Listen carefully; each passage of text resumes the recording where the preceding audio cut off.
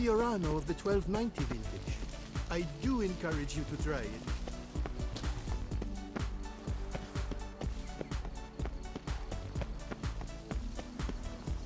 Then we've to look by the water.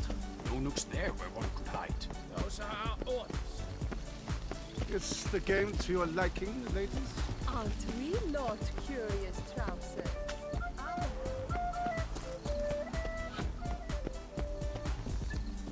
If one were to call a state courageous or coward, what other part of the state would one have in mind? Unicorns are thought to like music.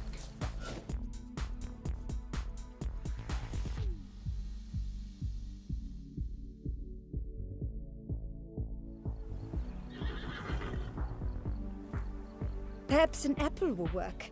Or some sweets. We would not be in this predicament, dear sister, were you still a virgin. Do you really wish to have this conversation again? Here and now? Hush, or you'll spook the beast. We shall try the sweets. Hey folks, gonna have to ruin your fun. Sorry. Who's that?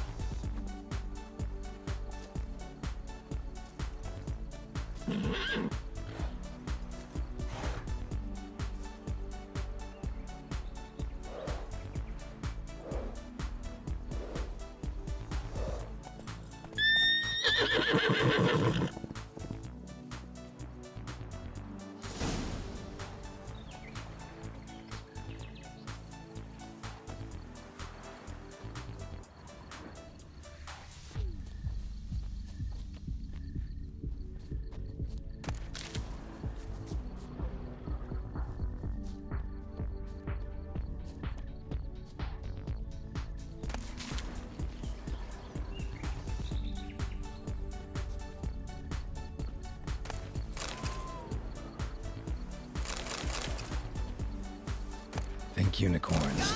Rainbows, little girls. Sweets maybe, crispy apple. Should like that like any other damn horse. Cold game's not likely to tempt a unicorn.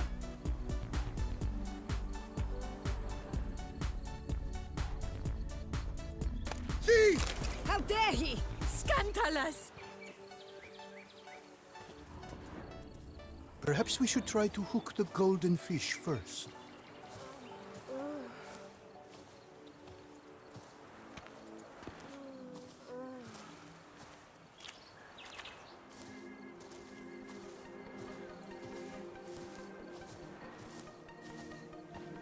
An apple. Yum yum.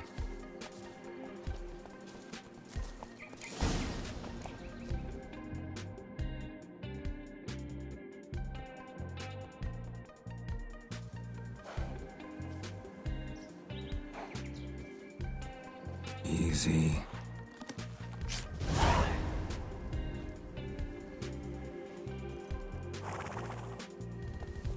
Gardens are huge. Be better off on horseback.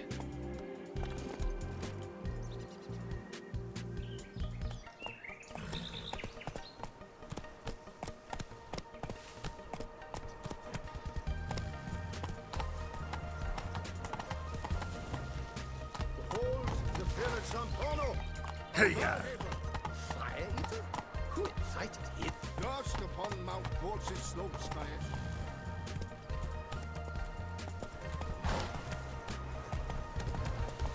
Golden fish should be easy to spot once I'm under.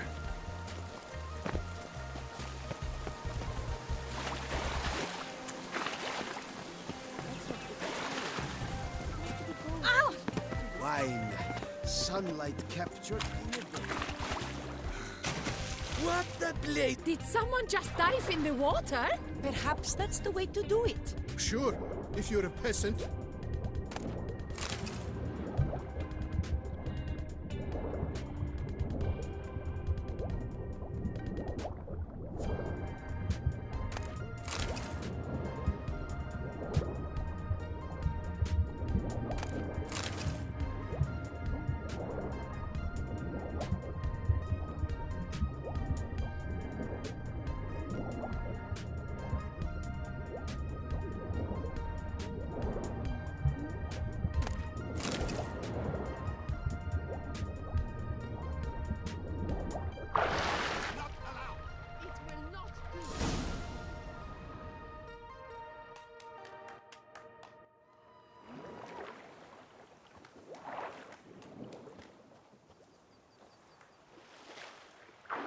Hey, wait. Stop. It's important.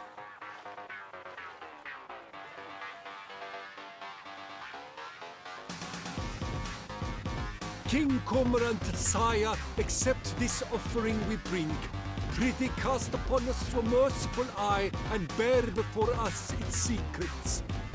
As the moon is heavily coursed of trace, in my domain I await that moment of grace, when a soul of good or ill repute brings me a gift, fitting tribute.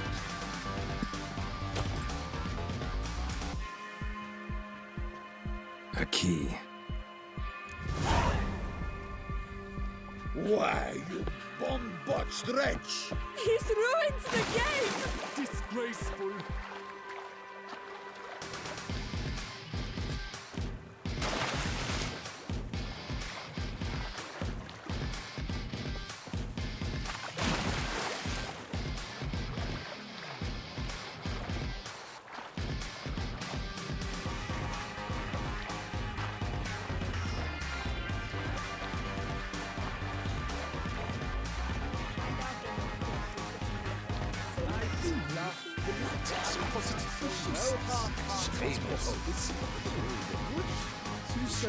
What is that? An abstract question. The future of art.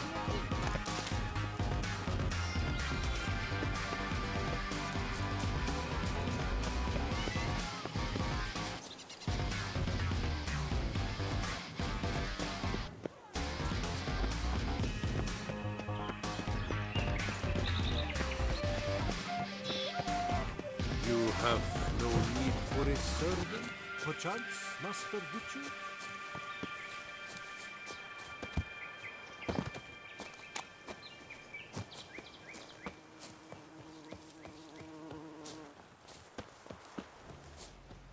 But your Best cure for the beast. A witcher. Your Grace, she wished to win so badly.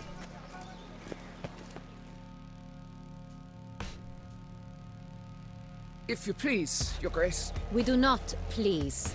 We act out of the highest necessity. All shall be explained later. But it's against the rules. I am the rules.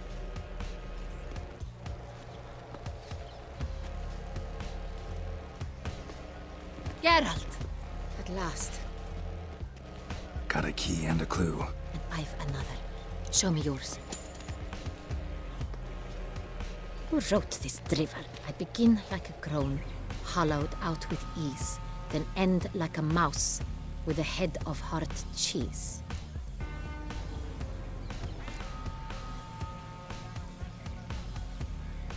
Mice and cheese. Palace pantry, maybe? No, the hare is obliged to hide here in the gardens. Look, if we take row, hollow it out and fill it with ease. The letters, that is. We get green. Then mouse, but starting with what heads heart cheese. Why, it's greenhouse! Pretty clever. And it sounds right to me. There are several greenhouses in the gardens, but only one with a door that locks, and the key to it looks just like the one we found. Greenhouse it is then. Let's go.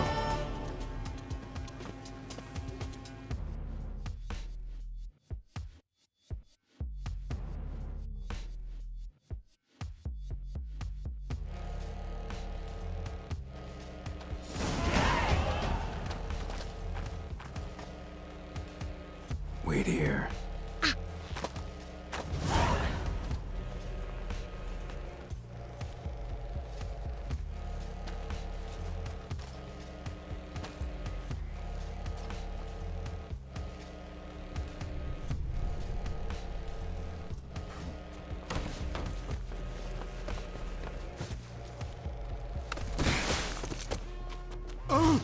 What the butch?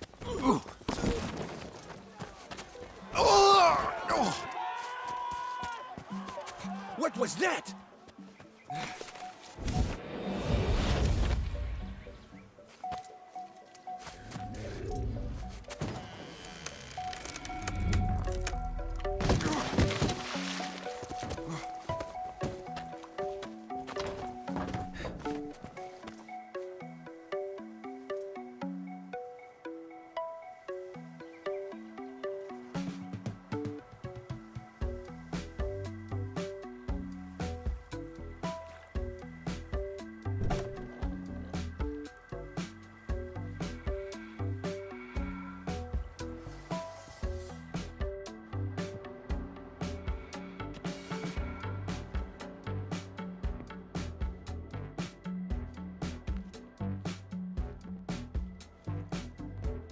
I'm here.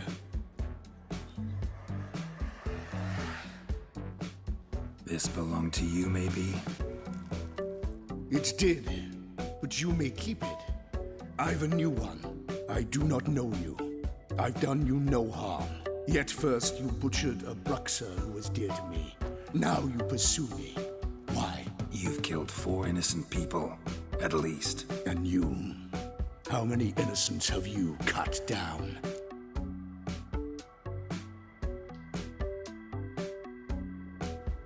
Plenty. Even more of the guilty, though. You're next.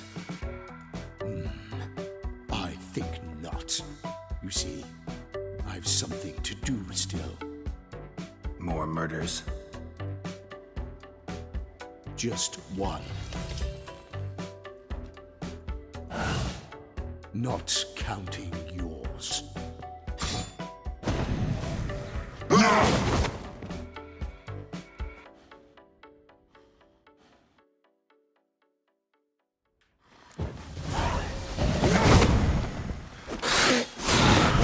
Kill again.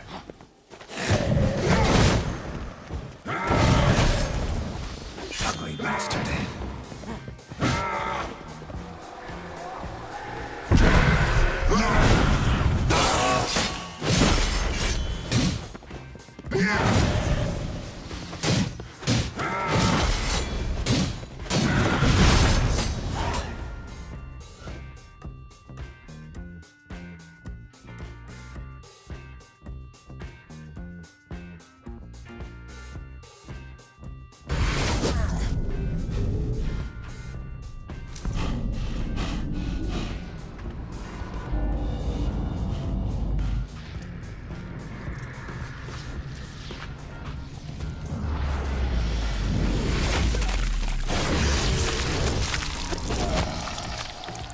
You were to stay where you were.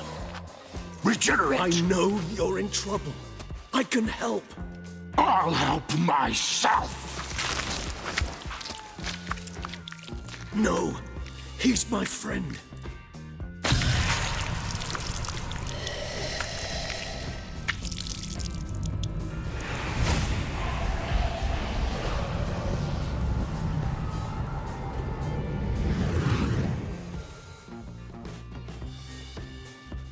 Yes, Geralt, it's me. Regis? You alright? All is well. All's in order. Wounds such as these heal on vampires in moments. But we've not seen one another in ages, my friend. At least in human terms, that is. How's this even possible? Last I saw you... I was a bubbling, shapeless smear, having been rather spectacularly melted into a column of a certain castle. In somewhat better shape now, as you can see. Hardly peak form, mind you, but were I human, folk would think me a demigod, I dare say. I'm sorry. What happened, it was my fault. Never got a chance to apologize. No need, Geralt. Bygones. I did not have to join you on that expedition. No one twisted my arm. Miraculous regeneration. How'd you manage it? I had help. From the one you hunt. Him? How? And what have you been doing all these years? Not the time nor place for such stories. I suspect we'll get a chance to speak at ease and at length later. Now, however, we must deal with the reason that brought us both here.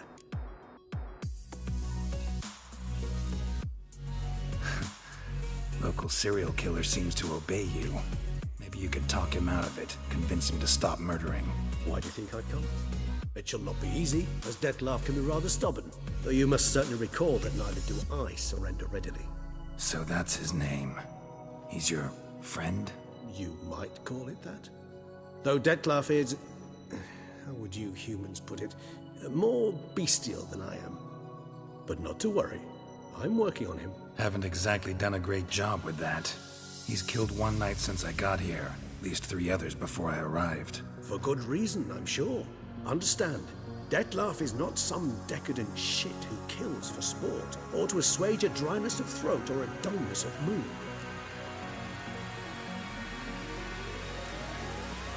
Seem pretty damn sure of that. I am, because I know him very well.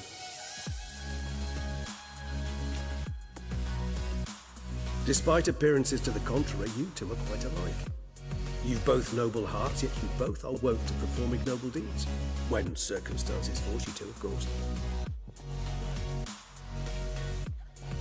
Remember the year 964?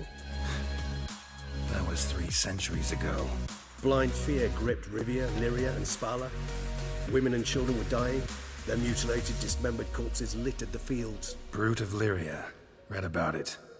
Chewed up almost 200, then fell to a common poacher supposedly armed with a dagger blessed by some prophet. It fell to Detlaf, who then found a poacher asleep in the brush near his snares and dropped the fiend's corpse at his feet. And thus, a legend was born. Huh. Vampires rarely help humans. Must have had his own agenda, hunting the beast. You err. He slew it for one reason alone. The monster killed a lad who once in the street had offered Detlaf an apple, expecting nothing in return. Terribly noble of him. You do not have a monopoly on altruism, my friend. Vilgefortz melted my body. Detlaf found what was left. As per our codex, he had a choice. To leave me where I was, or to care for me and nurture my remains. He chose the latter. Regenerated me at no small expense in his own blood. Do you know what that means to a vampire? The gravity of the endeavor? Probably same thing it means to a human. You owe him your life. Much more than that. The act itself made us blood brethren. A bond so strong humans cannot even imagine. Which is why I know something ill is afoot. Always had an overdeveloped sense of empathy. Each vampire has a unique talent. One they hone over centuries. It's precisely what renders us so difficult to classify. Detlaf's trump card is his herd instinct, his tribal propensity. In point of fact, he prefers the company of lesser vampires and shuns that of humans. If he walks among you, killing egregiously, it can only mean something's upsetting, immensely. Anything specific? Some set of things that'd be likely to set him off? How should I say this? Detlaf doesn't understand men, their world, its rules, its conventions. He's naive in a sense. He doesn't comprehend your games, knows not what it means to lie, deceive. Suggesting he's maladjusted, venting his rage. I'm suggesting maladjustment can at times breed conflict. But is it the case this time? I cannot say, but intend to find out. Gotta find him, before something upsets him even more, and all Beauclair is awash with blood. Well, we share a cause then, just like the old days. Not entirely. I mean, when I find him, you know. I know you've a contract on his head. Yet your true task is to stop the beast killing, not necessarily to kill the beast, am I right? All in all, sure. Let us find him. By the time we do, I hope I'll have convinced you Detlaf is no monster. Fine, all right already. But for now, evidence is stacking up against him. Hear that? The posse. Knights must have tracked me here. I prefer they not find me here. I've makeshift quarters at Mère Lachaise Long Cemetery. We'll meet there. See you.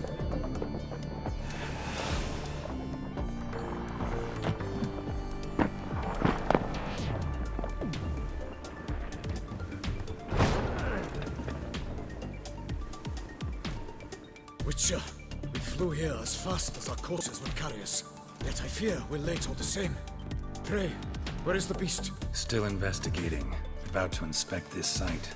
Withdraw your men before they trample all over the evidence.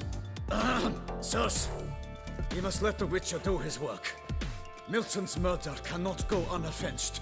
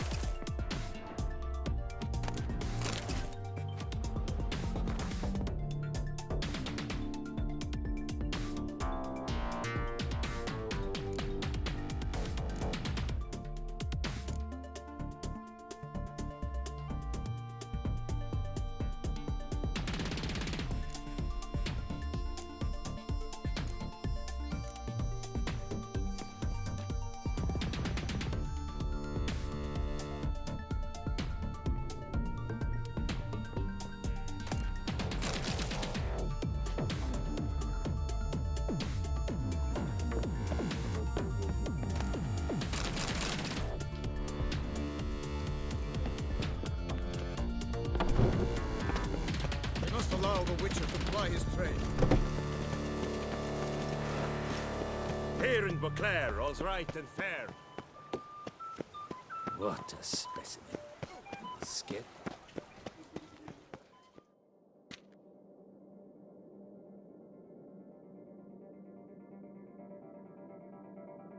Sir! Sir! A letter for you, sir! Letter? Who from? Can't rightly say, sir. I was just to deliver it.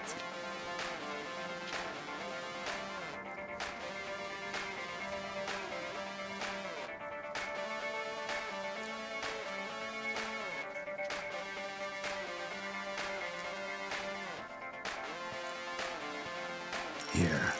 And thanks. No, sir. Thank you.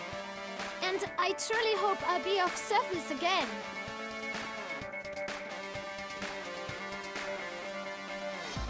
Dearest. I suspect weighty affairs, rather than merely the wine festival, have drawn you to Toussaint. Perhaps you'll find time to probe a certain matter in spite of this. I recently came across the mention of one Professor Moreau, a scholar in Beauclair, who conducted research into Witcher mutations. Though the details are rather murky, as is the location of the scholar's laboratory, his journal could contain more information. It lies buried with him in his tomb.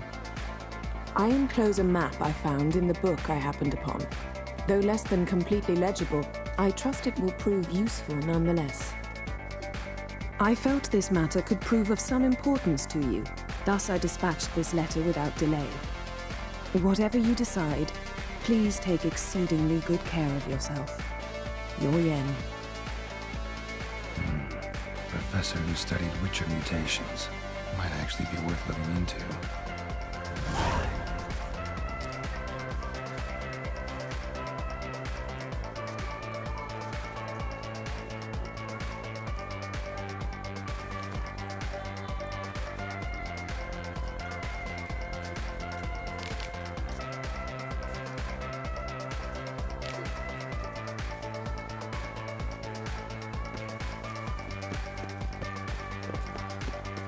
Never you are.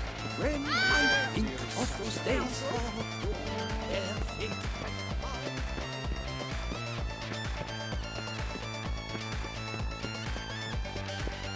Before long, you will have to look to fair. My suit, not my... Cut, shucks. Greetings, brave hero. I am Raphael de Sernan, and I am the Duke of Camarlengo. I'm Geralt. So what is it you do here? I pay the knight's errand. For what? Our knights wander the roads, protecting Toussaint from bandits and monsters. It is fitting and just that they be recompensed appropriately for these toils. Note, sir, that should you successfully smash their heads, save a brother knight from peril, or extract a captured merchant from the hands of cutthroats, come see me. You shall be rewarded.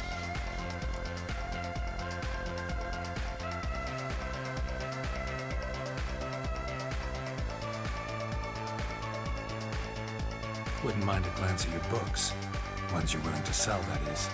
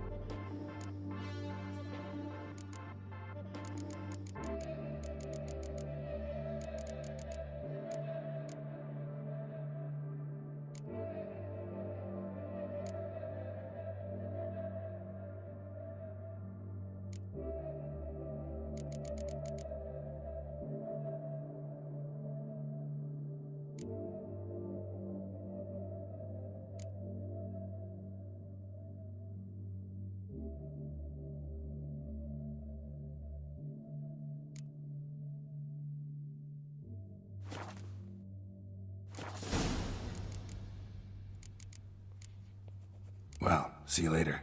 Go in peace, Fair Knight. 143 carry the 2.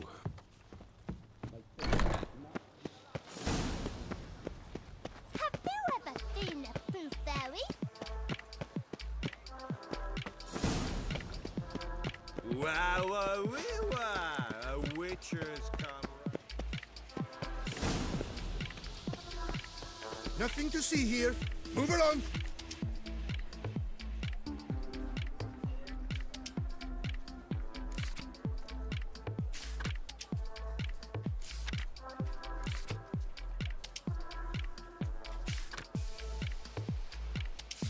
Nox la Vie.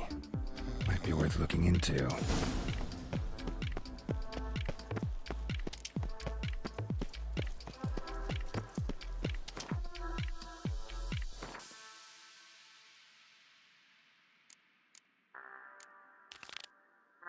Nice tune. They say a great deal about you, Witcher. Disperse! The exhibition of the Reginald... Another murder by the horrid beast!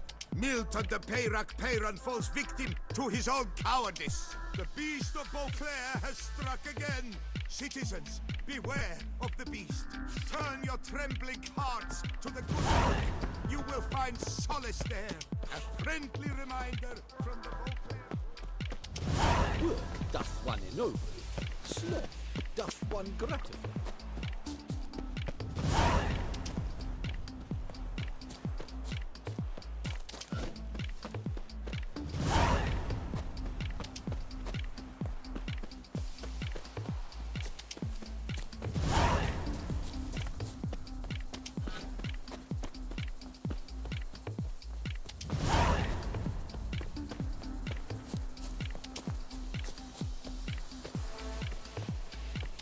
Even a horse drops if you ride it at a constant gallop.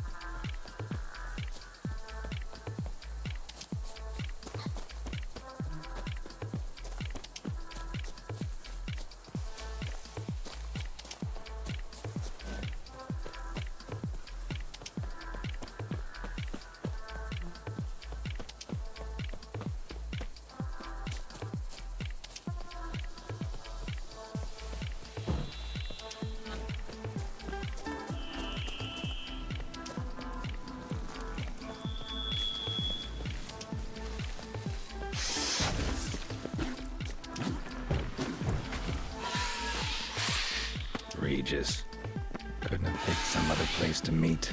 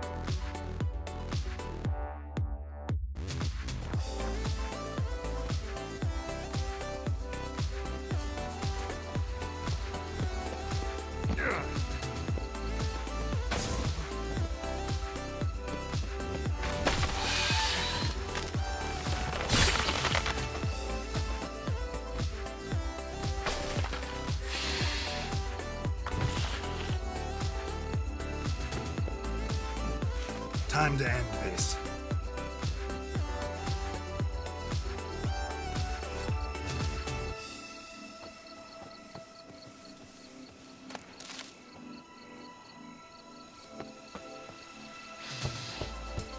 Regis! Damn it. Locked. No way I got the place wrong. This is it. Gotta be another way in around here.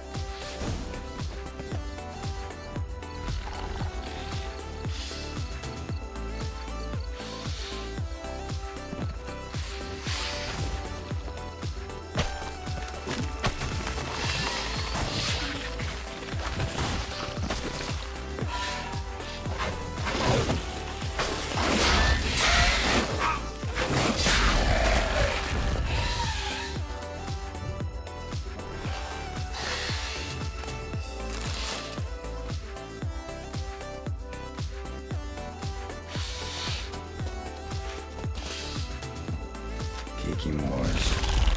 Victuals aplenty around here.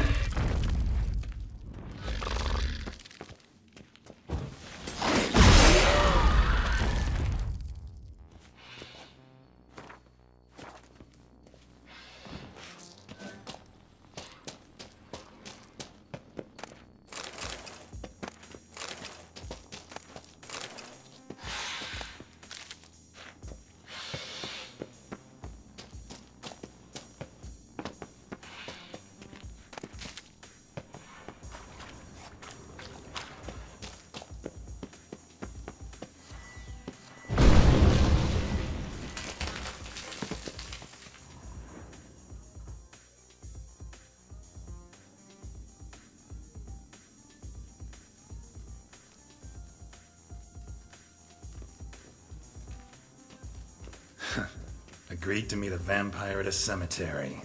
I'm much more cliché can you get? Nothing comes readily to mind. Could have left the door unlatched. What of my privacy? I value it rather deeply. Unmolested, especially by unwanted guests, that's my preferred state. Besides, I knew you'd find a way to get in. True enough. Need to find your friend. I'm hoping you'll agree to help. I shall do whatever's in my power. Yet what you want or even need must matter little. What matters is what Dettlaff wants. If he does not wish to be found, you will not find him. Ever. End of story. Come on. Gotta be some way.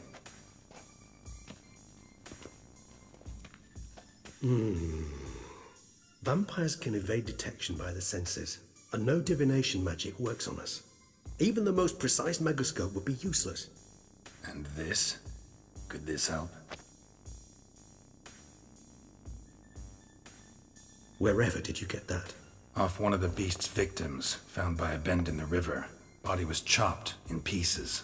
3 of those pieces were hands. Hand with the ring seemed the odd one out. Abruxa had taken an interest in it.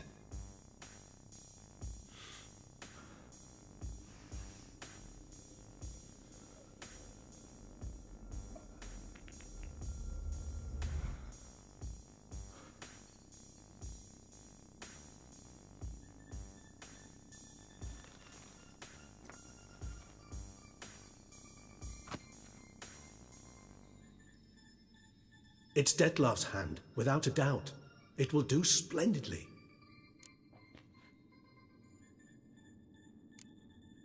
Ring's pretty intriguing. Made of no metal I've ever seen. And the ornamentation. It comes from our home, where we lived before the conjunction of spheres. It's actually mine. I received it from a dear old friend. You might call him a humanist. He saw us vampires as guests here. Guests who owe their hosts, meaning you humans and the elder races, respect. Respect? Meaning not to treat us like cattle to be slaughtered for food? Precisely. And the reason why I, in turn, gave it to Dettlaff. To remind him of the ideals my old friend championed. Can't you just summon Dettlaff? You're both higher vampires, there's gotta be a way. If I'm to be entirely candid, there is indeed one. But believe me, we will be better off never availing ourselves of it. It is a last resort. Absolutely. Last resort? The hell? Why? There is a being who can summon Dettlaff. Possesses the authority, even the power, to force him to appear in a given place. But the very act of contacting this being, well, it's akin to walking a slack line extended over a chasm filled with molten lava. An exercise as perilous to me as it would be to you. A risk I'm unwilling to take. I beg you, let's do it my way. It will be both quicker and easier. The hand. What do you plan to do with it? You've heard of Kovinaris' theory of tissue memory retention. Rings a distant bell. Read about it in Alchemia Oblitera. There's a copy at Kaer Morhen, tattered, nearly disintegrated. But if memory serves, Kovinaris never managed to prove it worked. He did prove it. Just never managed to publish his findings. He and I corresponded, you see, after we became friends. Thus, I know he completed his research and performed the first tests. It's complicated, so without delving into details, it is possible to use any piece of tissue to reconstruct what a whole body experienced. How's it work? We need any special equipment? We must brew a decoction which Kovinaris gave a rather poetic name, resonance. Once imbibed, it sends one into a trance similar to that induced by narcotics. This triggers visions of events linked to strong emotions experienced by the tissue's owner.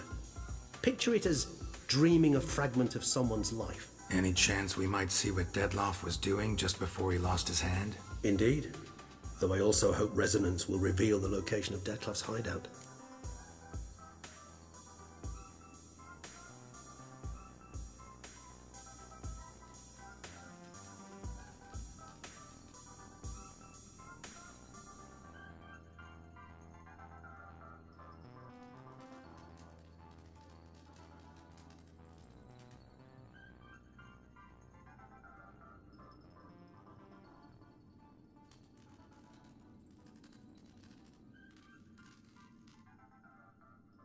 Covenarius spent half his life proving his theory.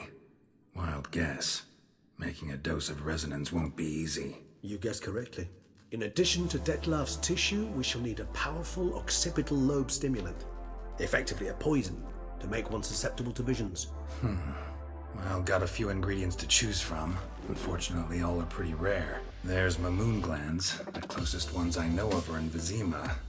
A spotted white saliva would also serve, but they were cooled to extinction over a century ago.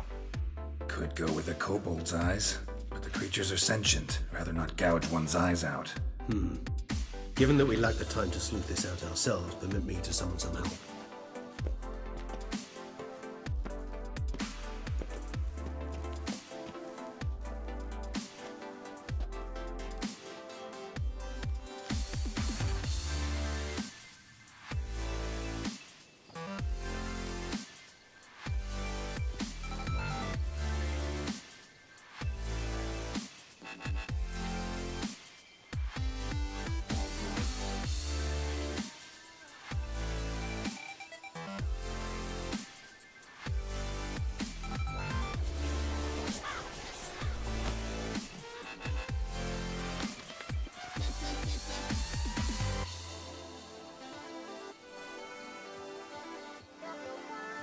What was that? A raven?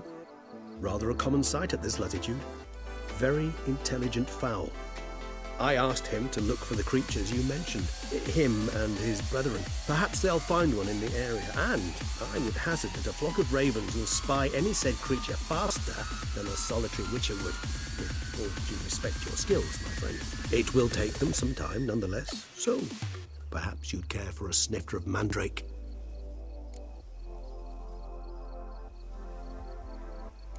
Rarely say no to a snifter. Sadly, this is but a weak infusion rather than a proper distillate.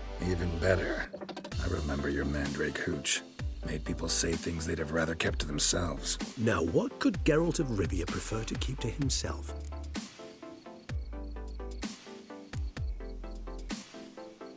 Everyone's got some secret. I agree wholeheartedly. I also believe it wise at times to share one's secrets, unburden oneself to those one can trust. This your sophisticated way of asking me if I trust you? I prefer almost always to asking directly.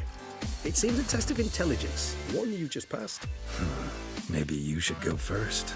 Reveal one of your secrets. After all, you vampires lead very interesting lives. Anything in particular interest you?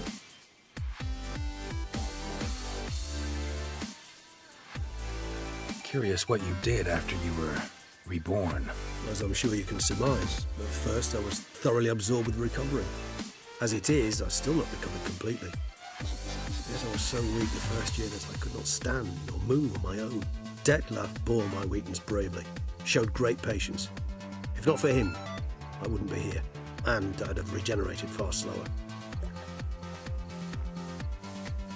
Once I could at last stand unassisted, I set off for Bruges, to my one-time home of Dillingen. There I led the peaceful life of a rural healer and surgeon, enjoying my neighbours' respect and, in fact, constituting the exact opposite of the monstrous vampire the populace imagines. Bruges, you say? Rebirth make you sentimental? Perhaps a dash. But what of you? Where have you been? Ever find your Cirilla? Back then, yeah. But we parted again soon after. And when the time was ripe, she came back. Defeated the Wild Hunt together. Ooh. Seems I certainly missed quite a bit while I was absent. True enough. But it's a conversation we'll have another time. Need to know more about you now.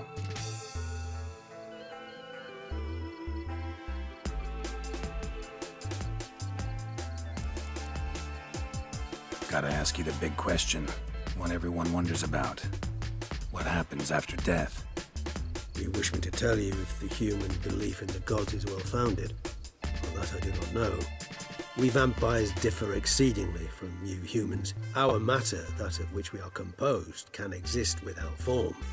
We require neither a heart, nor a brain, nor air to breathe. But were you dead? As humans understand death, yes. Feel anything? Understand anything? It's rather hard to explain. I felt something very unsettling. Something I cannot even name, for I did no reasoning. Only after rebirth did I begin to understand that what I had felt was cold and unimaginable fear. If not for Detlef, I might have drowned in an eternity of icy terror. Can't have been alive then. Sheesh, experience like that must be vicious. Indeed, it's hard to compare to anything I know. Yet you are aware we don't see death as you do. The way you cling to life, we find it entirely peculiar. You are mortals, ergo it's a foregone conclusion. You will die. It's but a question of time. Thus, I often find myself wondering why you try so very hard. To die at 20 years, 40, even 100, what's the difference? They're all but the blink of an eye. Depends on your point of view. Man who's got 1,000,000 crowns to spend can't possibly understand one who's only got 20. Very true. One's outlook can indeed change much.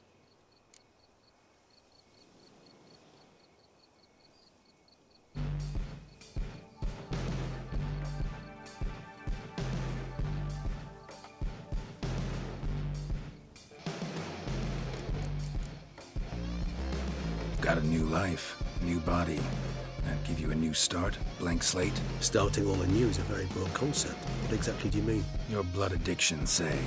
Wondering if your body's the same, if it still remembers. Maybe if you drank now, you wouldn't get hooked. All addictions are a form of slavery.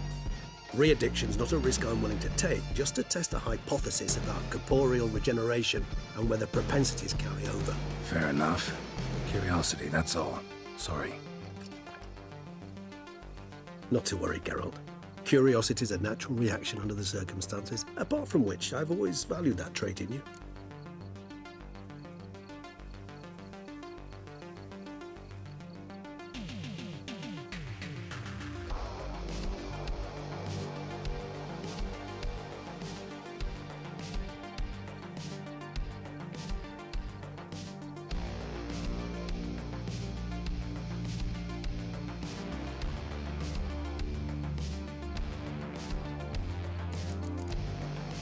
Always fascinated me the way vampires can regenerate. A hand growing back is one thing. A Detloff recreating you out of a wet smear? Something else entirely. A difficult and laborious process, but one that's possible, as my presence proves. But I've heard you too had quite the adventure. They say you lost your memory. For a bit, but Triss helped me get it back. Actually, pretty damn lucky I only had amnesia. Yes, you humans are rather buggered in those terms. To strip you of life is, well, it's just plain easy. I've always pitied you in that regard. We vampires are much harder nuts to crack. If a member of another race kills one of us, we can be reborn with a living higher vampire's help. However, if one of our own strikes the deadly blow, death is permanent. There can be no rebirth. One of the chief reasons why vampires long ago swore never to fight one another. All right, give you one question. What do you want to know? One question to ask one as fascinating as you, Geralt. Cruel parsimony, I'd say, but I shall do my best to make it count. If you were to die and be reborn as I was, in your new life, would you choose to be a Witcher? See, Regis. Doubt I'd know how to be anything else. Ever tried? See, you're determined to get an answer, to find out if I like being a Witcher. Just refuse to ask directly, as always.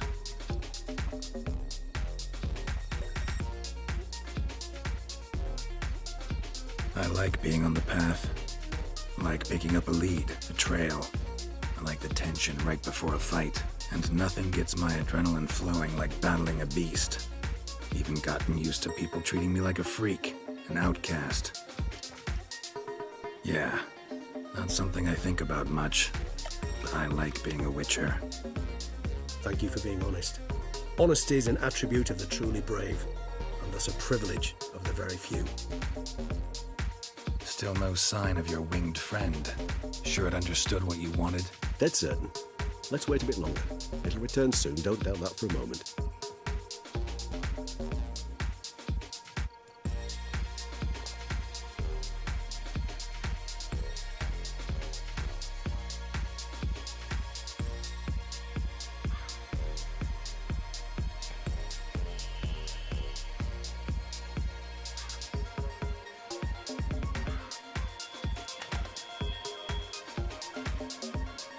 Ever vigilant, even in his sleep.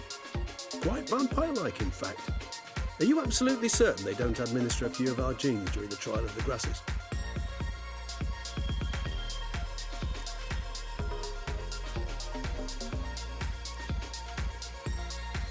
Appreciate the compliment. Got something for me? You were right. No kobolds or mamoons for miles around. Knew it. Allow me to finish. You see, there's this spotted white. It haunts an abandoned residence in the Caraberta woods. Impossible. My brethren hunted down every last spotted white before I was born. Then it seems you must revise your knowledge of spotted whites. For somehow this one managed to survive your brethren's onslaught. It seems I know this home it haunts. Recall a tale about it. Locals believe the place cursed. Perhaps that's how the whites survived entirely unmolested.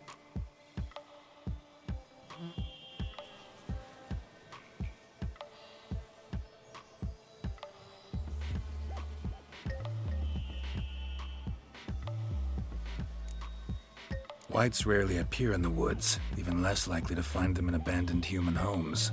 They inhabit remote wildernesses, old abandoned cemeteries. What's your point? This might not be a spotted white after all.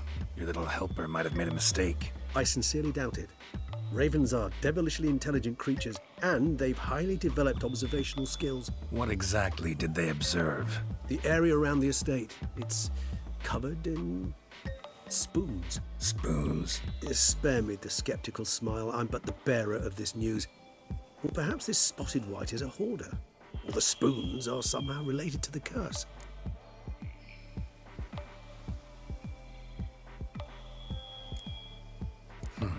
Know anything else about this curse? I don't recall much in particular. Really don't attach much importance to such things. It was mentioned to me as an anecdote, no more. Come on, search your memory. Something, anything could be important. I believe it had a relation to hunger, or, perhaps greed, rapacity. Someone was punished for something... Textbook definition of a curse, pretty much. Sorry, Geralt. I try not to clutter my mind with the details of every far-fetched tale I happen to hear. What are your thoughts? A specimen of a species thought long extinct, and a curse in one place. That a coincidence, or are they related? Ah, professional curiosity.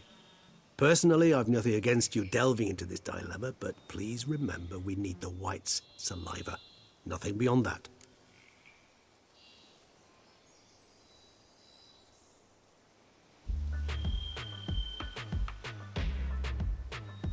Let's do this. Start making your decoction while I go get some saliva from that white. Uses it in its brews. Do you imagine the white will simply sell you some? Worst case scenario, I'll bring you its salivary glands. They ought to do as well.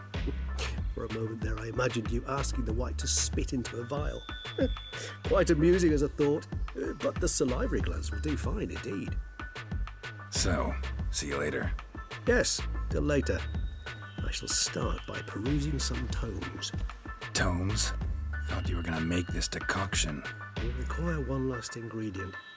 Alas, obtaining it could prove a trifle toilsome. Thus, I hope to identify a suitable alternative. All right. Good luck. And to you, my friend.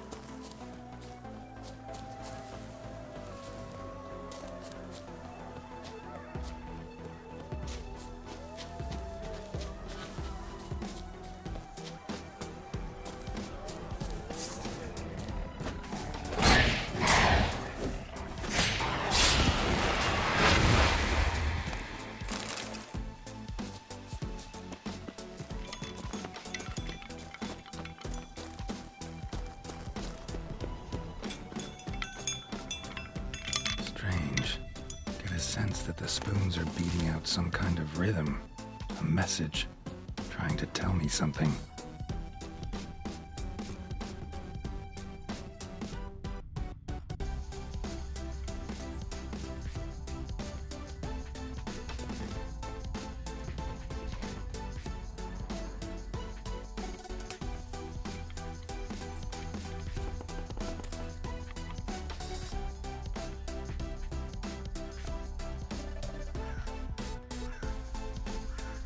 None shall sit and dine with you at your table. No spoon you have shall say to you, never again shall you wish to spy your reflection in the mirror. Sounds like a curse, all right.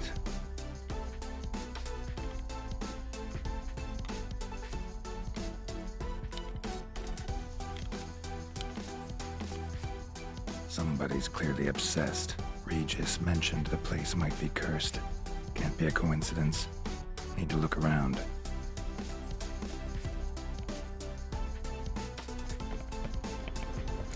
What a pigsty. Need to search it thoroughly. Find a way to collect some white saliva. White's obsessed. Real collector. Thoroughbred. Spoon. Pretty ordinary. Maybe a little old.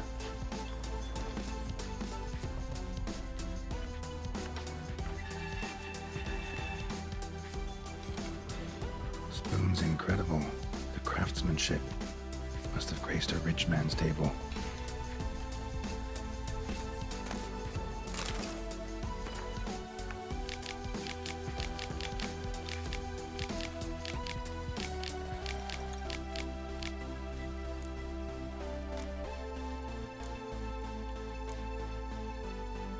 Someone needs an escort. Not something I do often, but might be worth investigating. Smashed mirror. As if someone couldn't stand to look at themselves. The monster. Journal's author, maybe?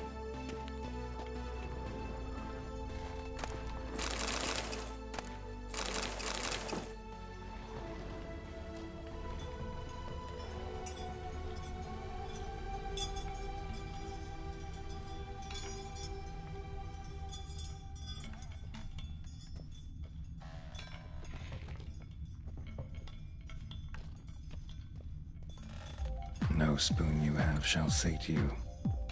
Whatever lives here treated that literally. Still searching for the right spoon. Another spoon. Yep, just as normal as the last one.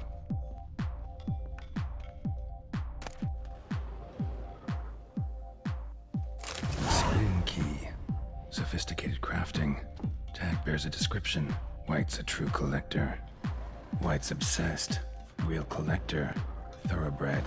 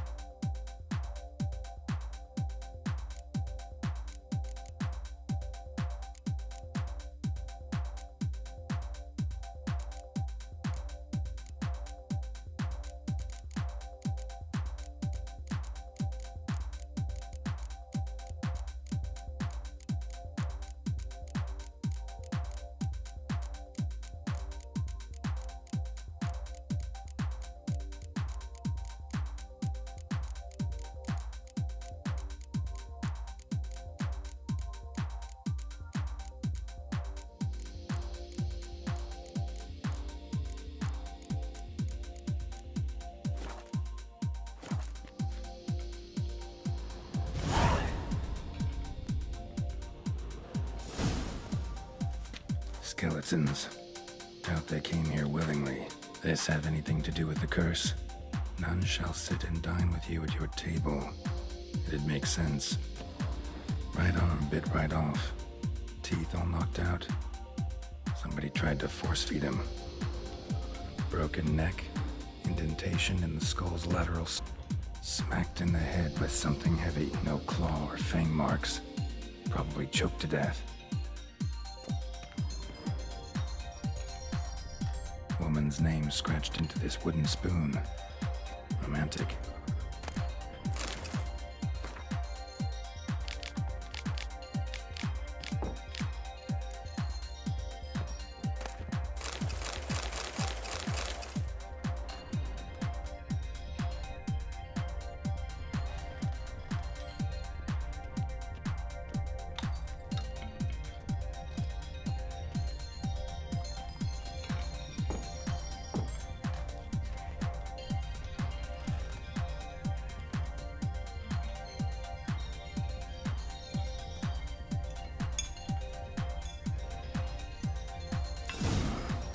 actually does seem like a White's lair.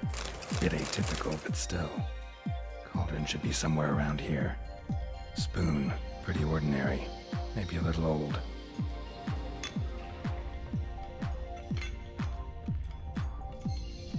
Cauldron I was looking for.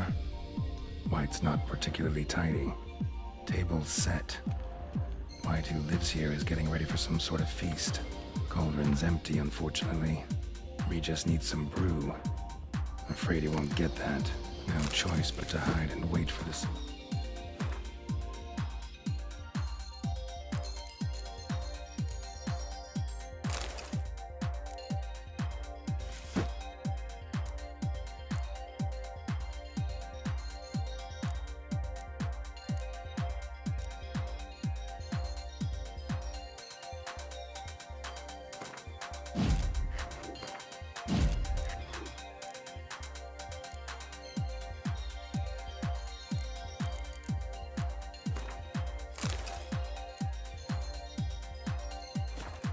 Glands and their bearer.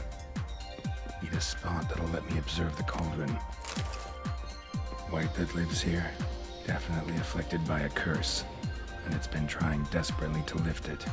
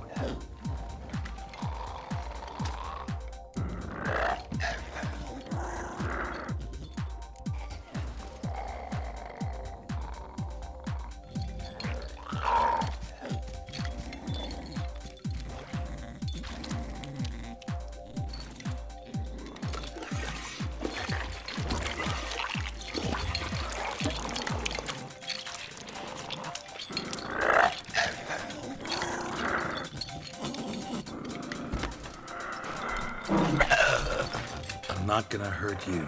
Wanna help? I've seen the words of the curse on the walls. Think I know how to lift it.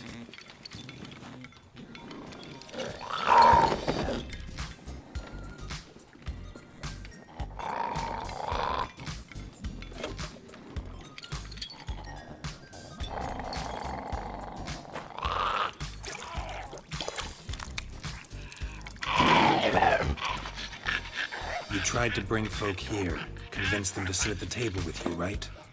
Well, I'm gonna be your guest now. Your willing guest.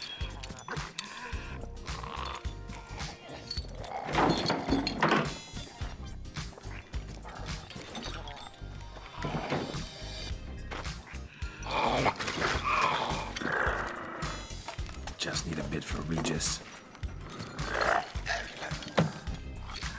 And now we'll tend to you.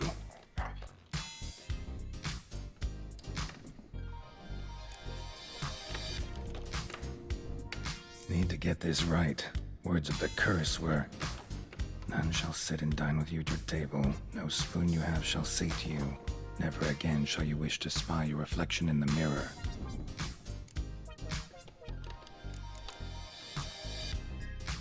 Need to get this right. Words of the curse were, none shall sit and dine with you at your table. No spoon you have shall sate you. Never again shall you wish to spy your reflection in the mirror.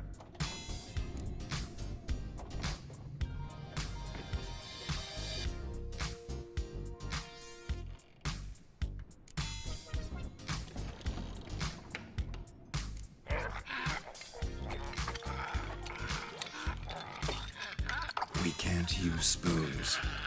No, that won't work. You've been looking for a spoon that would feed you, but there's no such spoon. We need to eat without spoons.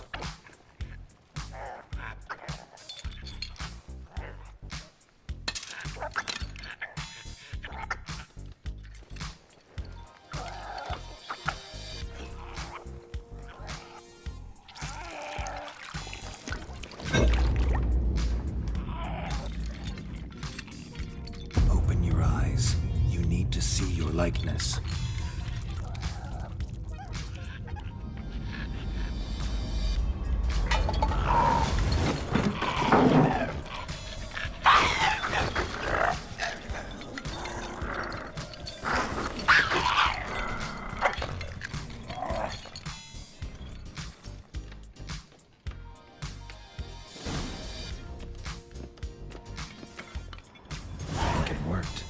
Just not quite like I expected. Need to see what happened to the white.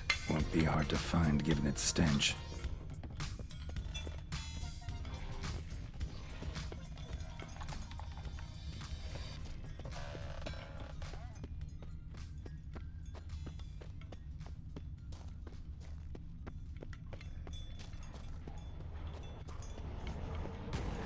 Ugly bastard.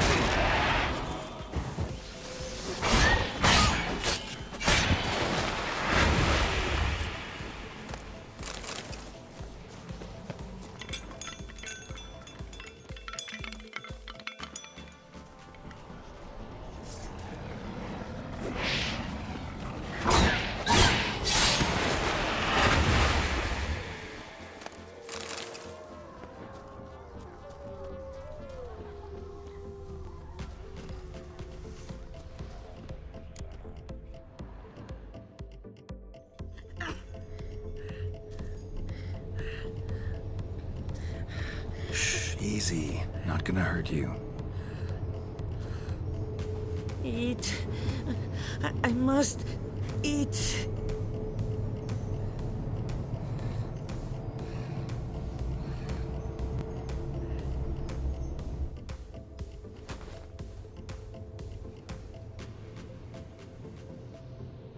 I'll take you someplace safe.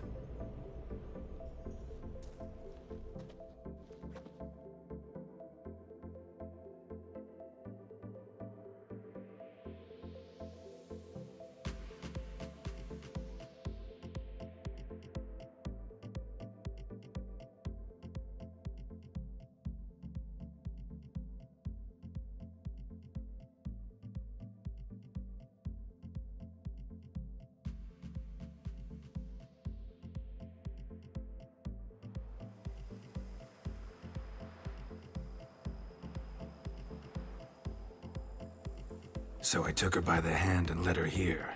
Seemed the only sensible place for her. You did the right thing, sir. She should recover quickly here. I'm deeply pleased, finally, to make your acquaintance, sir, though I do regret the specific circumstances. In all the commotion, I fear I neglected to introduce myself.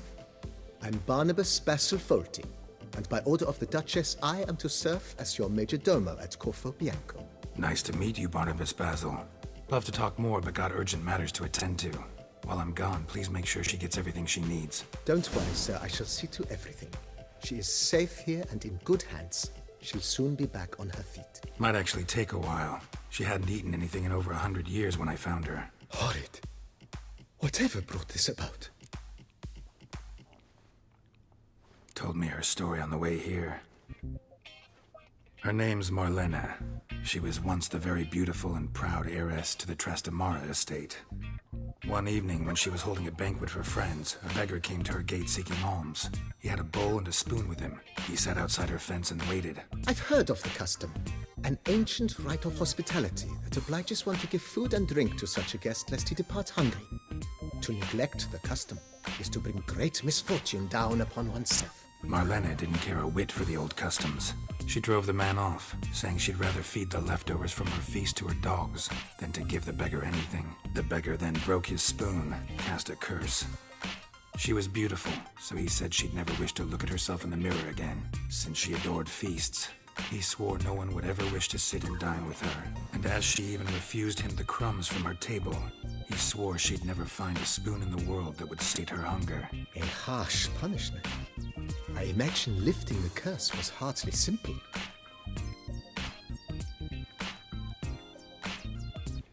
Curses are tricky. They play on irony.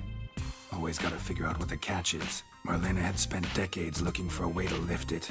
Transformed into a wight, she stole spoons and lured folk into her home, trying each time to get them to dine with her. Didn't work. So what did? Someone had to sit down and share a meal with her, of their own free will.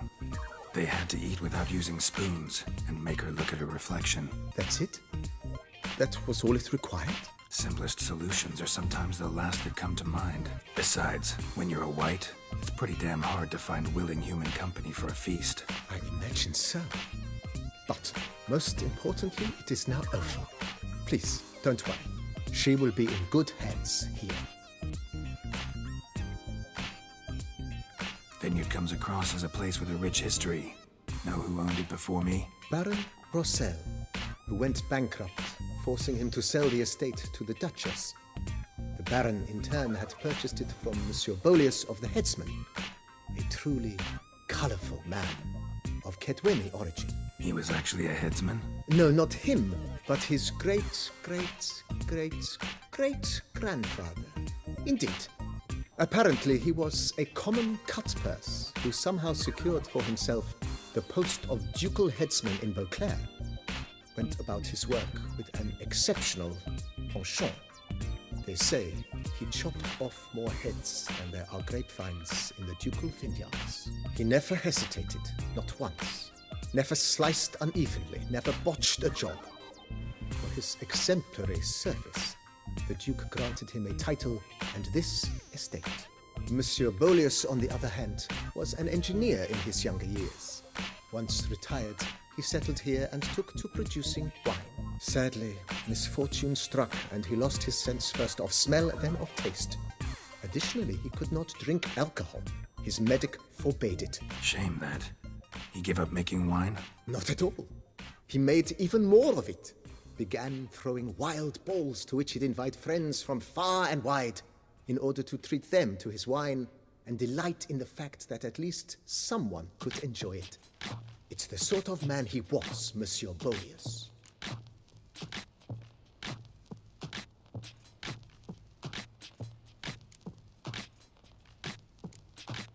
Thanks. Gotta get back to my business now. See you soon.